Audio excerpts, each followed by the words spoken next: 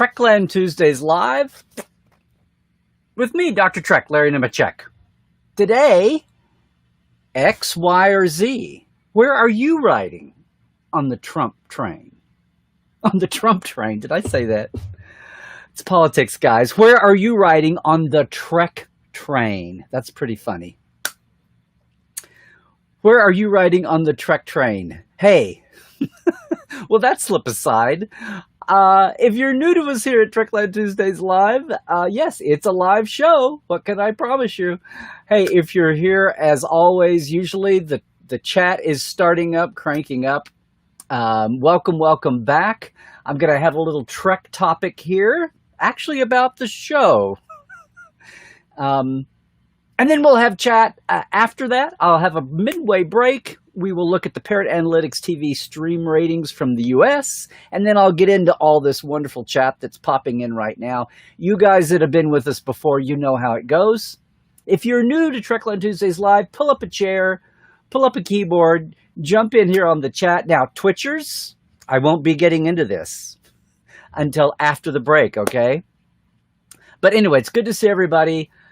Another Tuesday live. So yes, welcome here for the home every week of clarity, sanity, and the big picture in Star Trek fandom right here at Trekland Tuesdays Live. X, Y, and Z, where do you ride on the Trek train? Look, I had some interesting Twitter and Facebook thread conversations this week. I don't know. I guess it's because, oh, hey, look, it's a new season of Star Trek Discovery. Shock. I mean, look, I feel like the wrap-up of Lower Decks has made a lot of believers out of some doubting Thomases. Now, I said a lot. I know nothing is universal in Star Trek, except maybe Sir Patrick standing on that stage in Vegas in August in 2018. That was about as near unanimity as you can get in fandom. But there's something about Discovery that always triggers the long-range scans of the trolls, paid or unpaid. And yes, I know Discovery is not everyone's cup of Earl Grey, legitimately. But most of them aren't online 4 to 7 hours about it, day after day after day, okay? I mean, I don't know. Maybe even with today's news from showrunner Mike McMahon on Lower Decks, that Beckett Mariner is actually bi. Maybe that'll change for Lower Decks too. We'll see. And yes, I'm not kidding. Go check the news. It's not a big deal. The signs are kind of there. Mike's giving interviews now in the after break. But I'm just throwing that out there. Fandom has come around on Lower Decks. A lot of it sincere worry about what an animated comedy would do for Star Trek. A lot of people have been pleasantly surprised, or at least that's what I'm seeing online. But you know, hey, whether we're talking about Discovery trolls or Lower Decks love, what do I always say? Online fandom is just a slice of all fandom, right? Hey, the vast, and silent majority armchair fans, I mean, that's where it's really at, as far as the real numbers go. They're not noisy, that's the point. So even having said that, I fell into some really interesting discussions. Some passionate, but most all of them civil. Some of them just very cynical and very dark, though. Not uncivil, just dark. Almost like morose. About the state of fandom right now. It occurs to me, once again, I've touched on this, that they're falling along generational lines. And not just about Star Trek, but about us, the fandom. And I'm not talking, again, about endless, pointless social threads or the toxic YouTubers. I'm talking about just average. I mean, I'm not going there. That happens enough. We do that enough. I'm going to go big picture on you, though, of course. Here's the thing. This is where my mind went to after a few of these, again, very civil, but just very interestingly, almost like, oh, well, kind of conversations. I didn't do a full demographic profile on who I was talking to, but you could just tell. Here's the thing. If Star Trek, if TOS had been a failure, or even a passing fad in the 60s, or TNG in the 90s, I mean, we wouldn't be having this conversation now. This is the good news is your franchise is going to be around for 55 years. The bad news is your franchise is going to be around for 55 years. I mean, that's not quite an equality. But here's the thing. We always say this. As each new iteration of Trek comes down the pike, the writers reflect the times. That's obvious.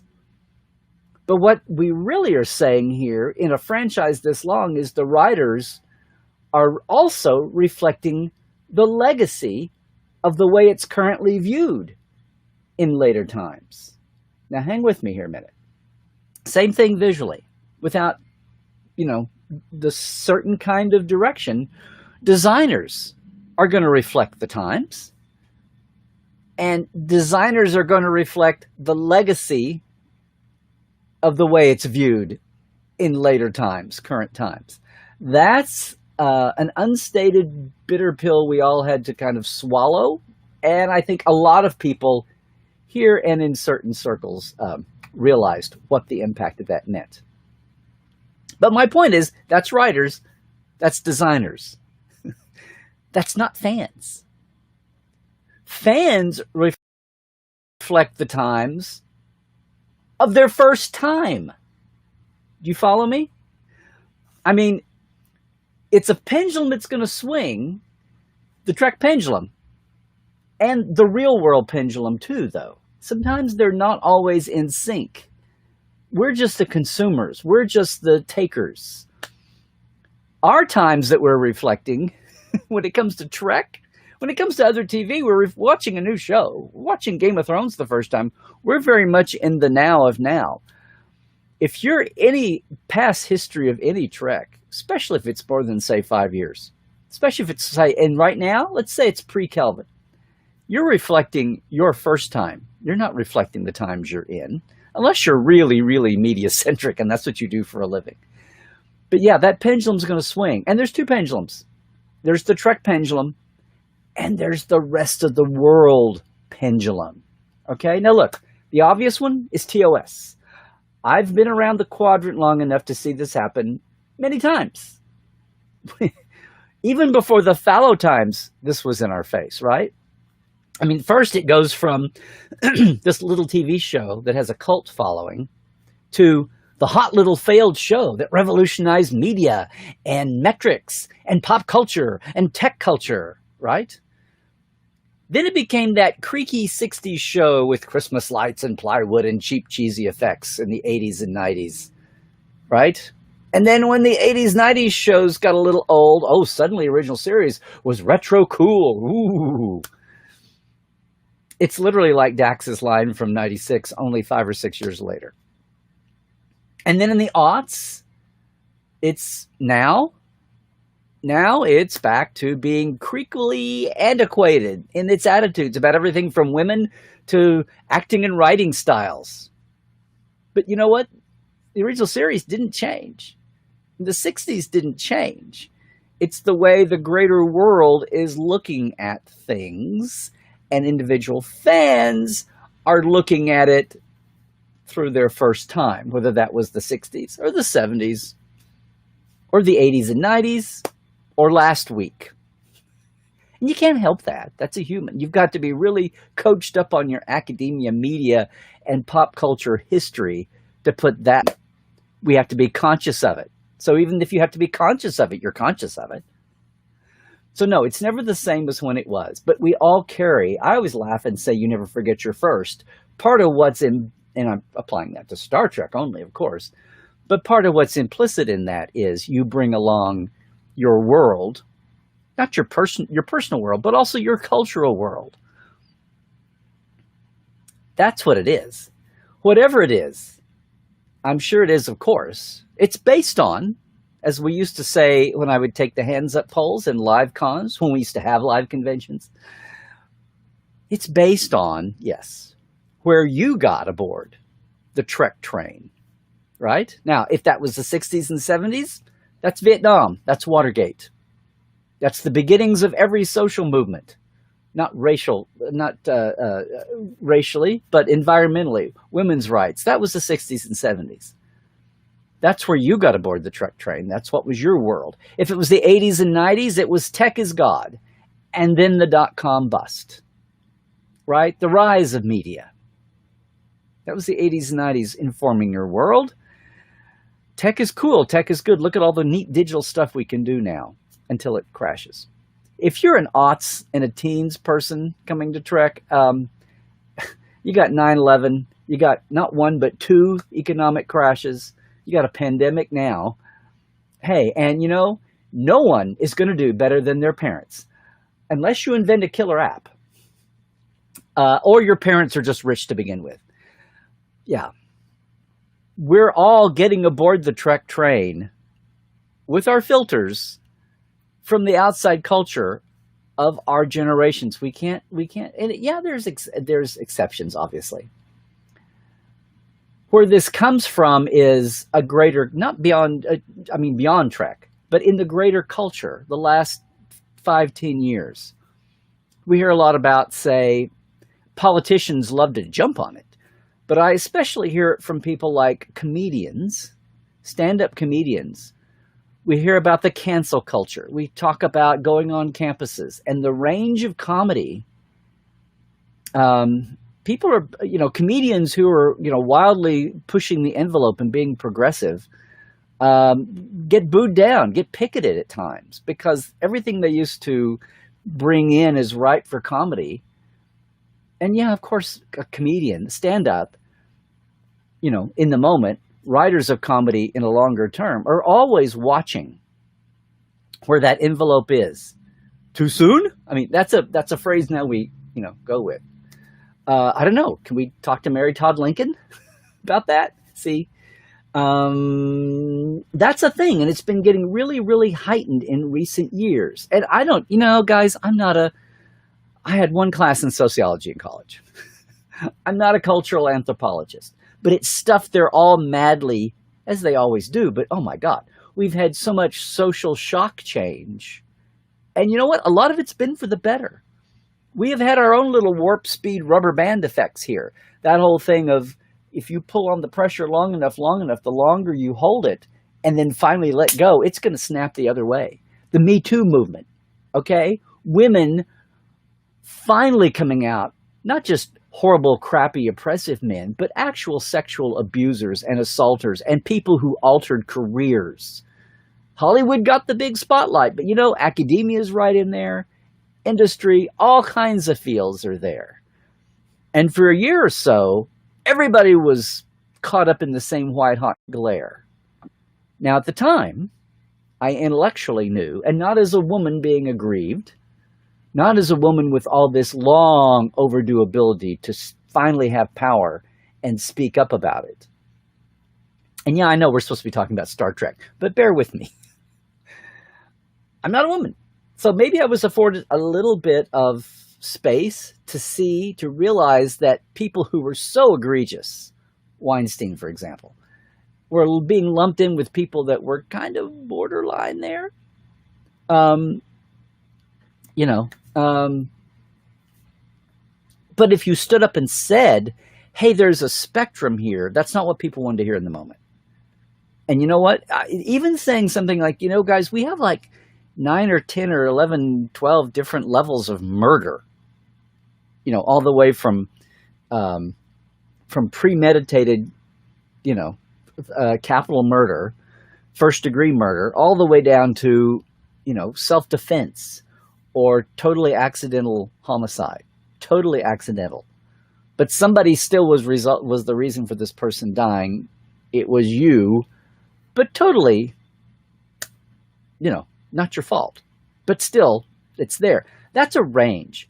That's a range with everything because we're human beings and we're able to differentiate causes and effects. But in the white-hot moment of that social release, nobody wanted to hear that.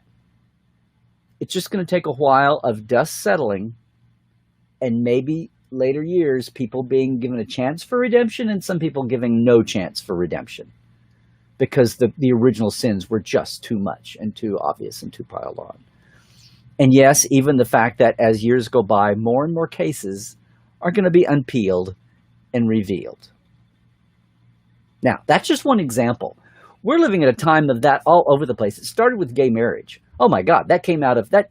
Who knew 10, 15 years ago that that was going to go all the way to a Supreme Court decision and that the most of the American people would be along with it? I hope it sticks at the Supreme Court. We've had such a shockwave of those. And a lot of people would say, what are we happening here? We've got media, we've got tech, we've got 24/7 global communication, we have the internet, we've got another marriage of tech and culture that's buffeting all this. We tend to think of it all for the bad. A lot of it has been for the good, but we are still human beings dealing with the shockwaves of this good and bad. So yeah, we have people trying to ride that to progress, to betterment. Yay. We also have people trying to take the shock and the fluxiness of it all, and sometimes the uncertainty that brings, and manipulate it.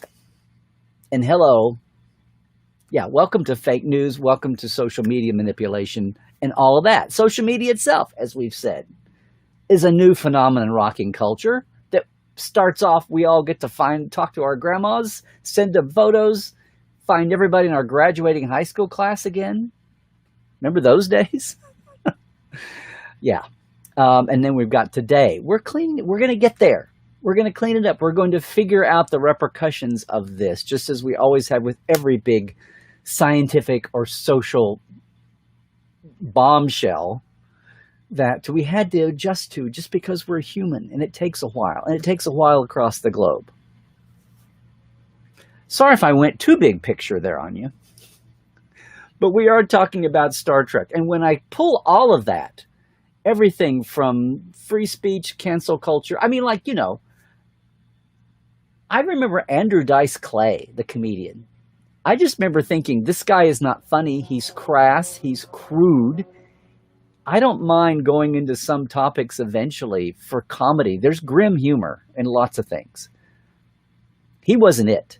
To me, never was. I guess he sold a few albums. I guess he made a few specials.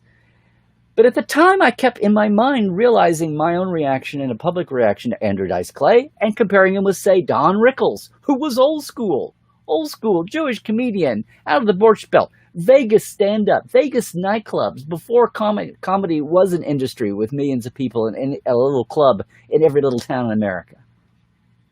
I didn't particularly appreciate Don Rickles either. He got really old and tiring, and I felt he was pushing the line too. But oh my God, he was an American institution. And you know, at heart, he's a heart of gold guy. You would hear when you're, you know, whatever. He didn't really, as a human being, personally profess the hate spew. It was rapid fire. It was almost like cartoon violence verbally. Where am I going with this? I don't know. I'm just trying to say that lately I've gotten into some threads where people, I think, are communicating with me as much as I would love to be more in touch with Gen Zs. Thank you, T-Trekkie. Thank you, Allie, for being an ambassador there at least. And many others. They're gradually coming over. But, you know, it's the generation that read Communicator. For me, it's the generation that read Communicator magazine that came up with the companion, the Next Gen companion. A lot of them are finding me through the stellar cartography maps, which is funny. I don't think about that being generational, but more and more and more, that's happening. But of course, there's online. People may stumble into me by Twitter or by any of the podcasts now. But the point here is talking to fans about other fans and wondering at that cancel culture that apparently a little more, please don't go down the stereotypes here with me, but all of the wide angle lens of Star Trek, not just in the moment, but across the years. I mean, I've long suspected some of this is just people who don't have a lot of life experience analyzing not just the original series, but even Next Generation and all the Berman shows. I don't want to say that this is where some of the cross-generational strife comes from. I do think a lot of our younger fans who are so embracing of Discovery, maybe not even so much Picard even, but Discovery, are those who are riding the crest of having so many liberating moments right now that it's hard to trust any criticism of that at all. And once there's a little more life experience, once they've gone around the block a time or two, I don't mind that. I mean, there's no excuse for anybody being abusive in any generation of any type, pro or counter. So I'm just hoping we get there, that years add to that. I'm also hoping that we haven't dismissed everything before 2000.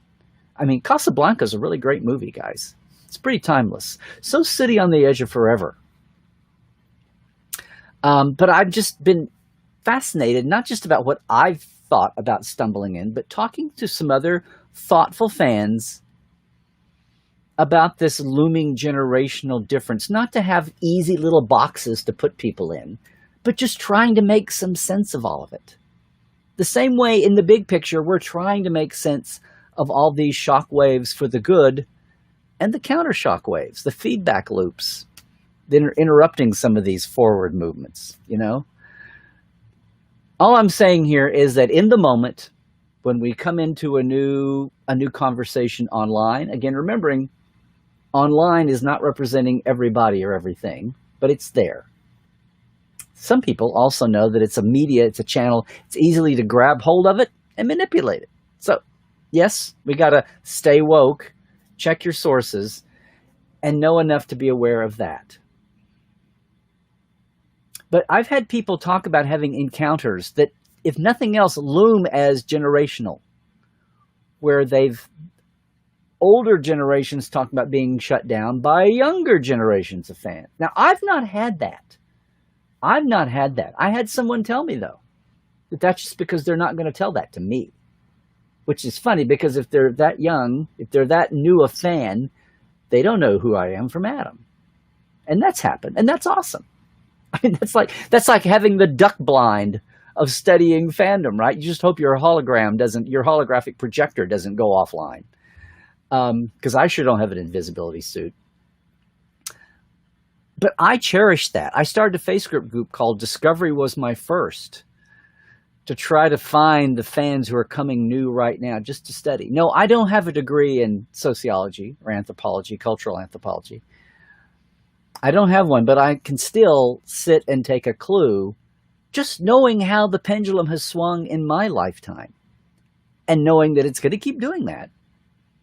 And we're just now getting people who gave up on DS9 in the 90s to give it a second look. And oh my God, because the time they watched it first was enveloped by the culture they were in. The culture of syndicated stations, one rerun, you got to watch it at 2 a.m. It messed up my VCR. I missed 2 shows. That's just a non sequitur today when you've got streamers, you've got Netflix, you've got disc sets. Much less people fighting to get the series Blu-ray.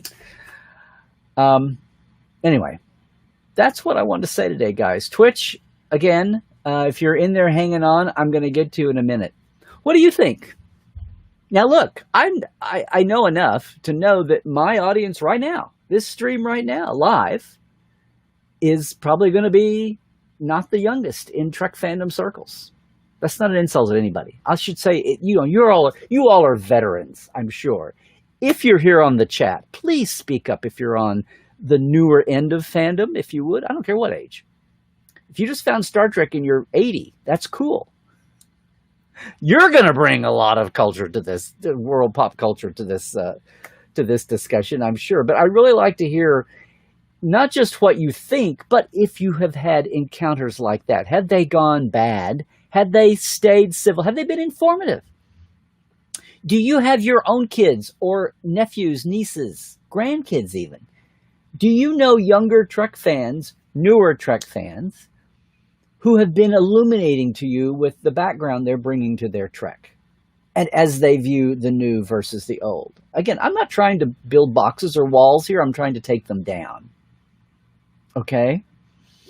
Anyway, we're here at a transitional time. I just want to say, as soon as I'm off here, in just a little over an hour. I'm going to be heading over to an event. Okay, spoilers, partisan here. There's an event that the Democratic campaign, the Biden campaign, is doing called Trek the Vote for Victory, a one-time event that's a fundraiser. There's about 19, 20 Star Trek celebs facing off in discussion, in panelizing, and also in trivia with 4 big-time National Democratic Trekkies. Stacey Abrams, Pete Buttigieg, I've gone blank. Cory Booker was in it, but he's in the Supreme Court hearings today. So he couldn't take part. He had meant to. Oh, Andrew Yang. Excuse me, Yang Gang. Don't attack me. Andrew Yang was the other. I don't know if they got a fill-in for the 4th or not. They're not playing bridge. But they're going to ask the Dems who profess to be big Trek fans. If you saw Pete Buttigieg, if you saw him on Jimmy Kimmel as a fill-in host with Patrick and LeVar in their quiz show, that might be a taste of what's going to happen. Anyway, I'm going to bop over there. It's a fundraiser. When you donate some amount, they're not real strict on it. Then you get the link to go. That's in an hour. So plug for them. But also, I mentioned that last week to differentiate it from another group, which unfortunately had the same name. They developed independently of each other, a nonpartisan project that is ongoing called Trek the Vote.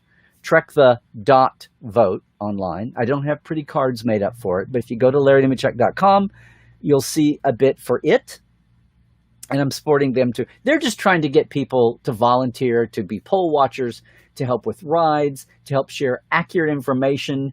And yeah, I'm coming from the state where the state Republicans tried to put up fake drop-off boxes and admitted it because they said the law allowed them to. So yeah, that's getting very newsier than I want to be on these. I love for Trekland Tuesdays Live to be evergreen, but again, that's the times we're in. So yes, last week we talked all about that. That's coming up. Even more so, before I leave you today, not political at all. This weekend is, thanks to Ryan and Sirach and everybody at Seventh Rule Podcast, this weekend is Virtual TrekCon 2. VirtualTrekCon.com. If you go to LarryNemecek.com, it's there now. I'm going to be in a virtual booth. They're adding a virtual dealer's room, the way that Kalea and Jay pioneered with Connected CommunityCon way back last century in June. So there's going to be virtual dealers and vendors. Armin is going to be plugging his book. He's got a virtual booth. So go to virtualtrekcon.com, look at the schedule. The booths are there, but also there's a panel schedule. A lot of them are live. And Monday at 9 a.m. Pacific, noon Eastern, Dr. Ali and I are going to do a panelized version of Star Trek and Mental Health at 9 a.m. Pacific. Go to the site. You'll get the specific Zoom link for it, okay? It's coming. If it's not up today, it's coming today, the specific link. That is Monday at 9 a.m. Of course, we're about to head into the break here, guys. I just want to leave you with those 3 bang, bang, bang events, okay? As I do that, I also want to thank everybody on my Patreon here. We call it the TTL Club just to be cute. I really do need to get one of those mugs done up for everybody. But hey, Blaze K, Lawrence Todd, Blake Arledge, thank you for being a TTL member. And a big thanks, even the same, to our live wires. Look at that. Rusty Harold, Jared Cooper, Mr. Vestek, Halbjorn Goodjohnson, J. Lynn Bullock, Gary Williams, Robert McLean, and Eli Irvin. Thank you for being in the live wires. What am I doing here? Patreon is that platform, that lets you support creatives, whatever you like them doing. I have a very simple platform at patreon.com/TreklandLive. $5 and $10. $5 a month. It's a weekly shout out, and thank you for your support and all that I'm trying to do here. Yeah, I got a little partisan, but you guys, you see where I'm coming from. We need to tear down the walls for everybody. We need to not just tear down the walls in a violent way. A bulldozer can tear down a wall, but do you want to do it with thoughtfulness so that after the wall is down, there's something for everybody to talk about? And I'm not talking about red, blue. I'm talking about, look here. generations of fans. Is that really where our fandom divides are coming from? Maybe. And maybe it's nobody's fault. We just need a little more self-awareness. Anyway, if you want to jump in on Patreon, that is great. Otherwise, just a quick note to say, hey, the Trek Files over at Roddenberry Podcasts, we're still on hiatus. We'll be here for another couple of weeks. But it's a perfect time to go back and look at all the back catalog, all the great guests we've had, all the great docs, and all the insights that history is teaching us about today. Media, Star Trek, social trends, Gene Roddenberry, various actors, your favorite characters. Yeah, we tackle it all in little short bites every week on the Trek Files. If you haven't given it a chance, please do. And if you're not a big pod catcher, it's on Facebook. We're also the only podcast that gives you homework. Well, not really.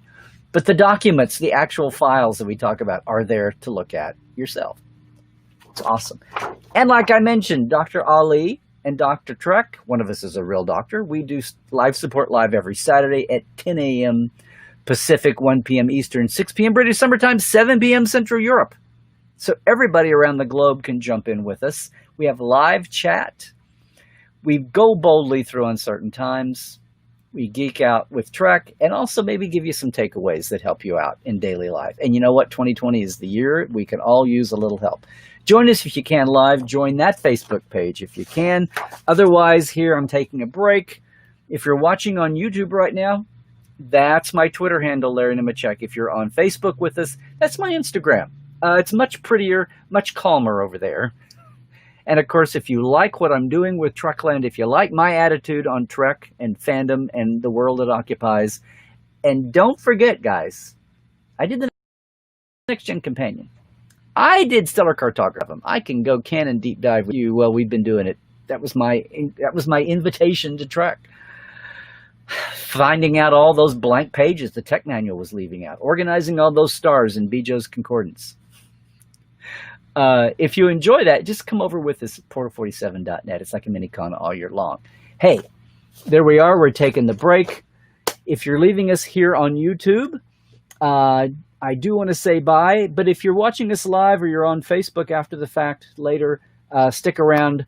We're going to do the Parrot Analytics TV ratings. And, of course, get back to our live chat here. I will catch up and we'll see what's going on.